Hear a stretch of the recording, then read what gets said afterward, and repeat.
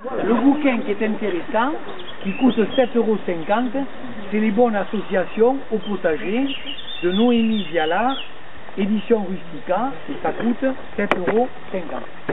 Mais regarde, la liste des fleurs qu'il vous faudrait avoir toi ainsi que les autres. Amarante, bourrache, capucine, consoude, dahlia, pélargonium, lavande, œillet d'Inde et souci.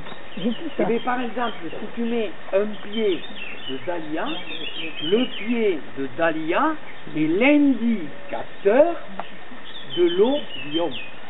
Et dans le jardinage naturel, dans un jardin uniquement tout recouvert, tout paillé, à partir, écoutez bien, du 15 août, ce ne serait plus la peine d'arroser. Quand vous arrosez après le 15 août, vous allez favoriser les maladies et les parasites, parce que là, après le 15 août, on a déjà abordé la décroissance des jours. Voilà. Ce que je dis, c'est la logique et le bon sens. Mais la logique et le bon sens dans ce monde perturbé et consommateur n'a plus de raison d'être. Quand il y a trop d'escargots, c'est que tu n'as pas atteint l'équilibre. Tout le monde a droit de vivre. Et du moment que tu pailleras ton terrain, tu ne les verras plus et tu ne seras plus perturbé par les fourmis. En fin de compte, vous avez beaucoup de limaces, beaucoup d'escargots. Vous allez préparer un abri aux hérissons en mettant dans un petit de l'eau et dans l'autre du granulé de chat. Et là, si vous avez plein d'escargots, le hérisson viendra, mangera les escargots, nichera chez vous, et comme après vous n'aurez plus de limaces et d'escargots, l'hérisson, toutes les nuits, il fera des kilomètres. Quand j'arrive dans une école, l'enseignant qui m'a demandé de venir expliquer tout ça, moi en cadeau, j'amène une botte de paille. Donc je lui dis, voilà, l'outil que je demande aux enseignants d'avoir, c'est l'appareil photo. Donc photographier là. On prend et on pose la botte de paille, là, bêtement. Et toutes les semaines, quand l'enseignante en a envie ou les enfants aussi, on reprend photo, on s'aperçoit que l'herbe est jaune, on s'aperçoit qu'il y a plein d'insectes qui viennent, et un jour, on a eu un crapaud, dans une autre école, on a eu une couleuvre, dans une autre école, on a eu un hérisson. C'est tout. Mais il faut le faire. Tant que vous ne paillerez pas, vous n'y arriverez pas. Est-ce que vous êtes prêt à le faire? Si vous allez dans un commerce acheter une botte de paille rectangulaire, qui fait dans les 12 ou 15 kilos, ça coûte 5,20 €, 5,60 €. Et vous allez couvrir 3 ou 4 mètres carrés, pas davantage. Par contre, si vous êtes un peu curieux, que vous vous promenez dans les environs où il y a des champs de blé, quand le gars va moissonner, quelque temps avant, dites-lui, est-ce que tu fais des bottes de paille? Et c'est tout. Et regardez tout le monde qu'il y a ici, s'il a fait 200-300 bottes de paille, vous lui donnez 1 € en allant prendre la botte de paille dans le champ, il sera bien content, et vous aussi, vous aurez gagné déjà 4 € et quelques. Donc, voilà. Au niveau, vous n'avez pas de paille, vous pouvez remplacer par du broyat, par du carton, par... Non, pas de gazon, des pierres, des planches, couvrez la terre pour arriver à ça. Quand vous serez arrivé à ça avec la couverture de la terre, c'est quoi pas de gazon? Le gazon est une matière sèche.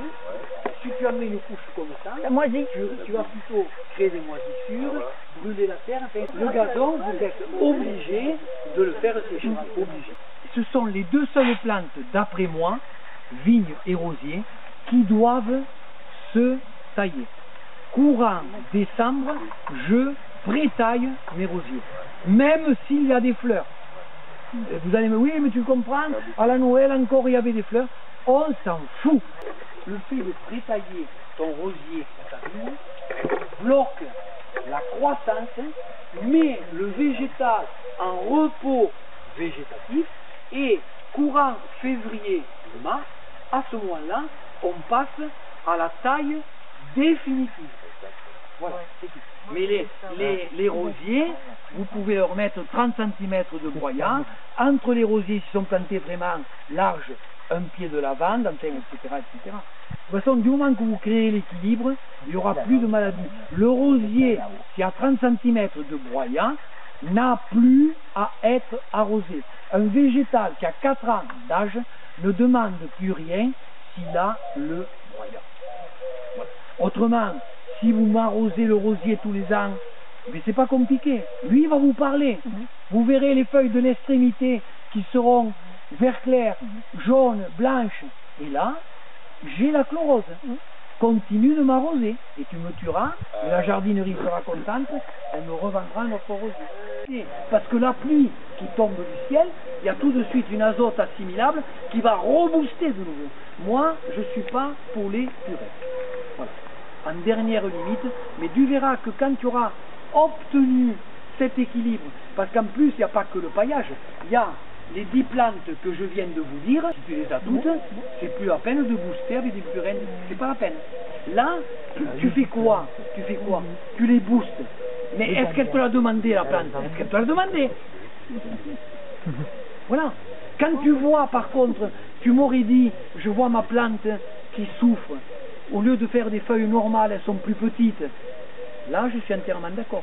Mais du moment que tu auras paillé et que tu as des vers de terre dans ta terre, c'est fini. Les problèmes qu'il a, et toi, c'est fini. Il n'y en a plus besoin.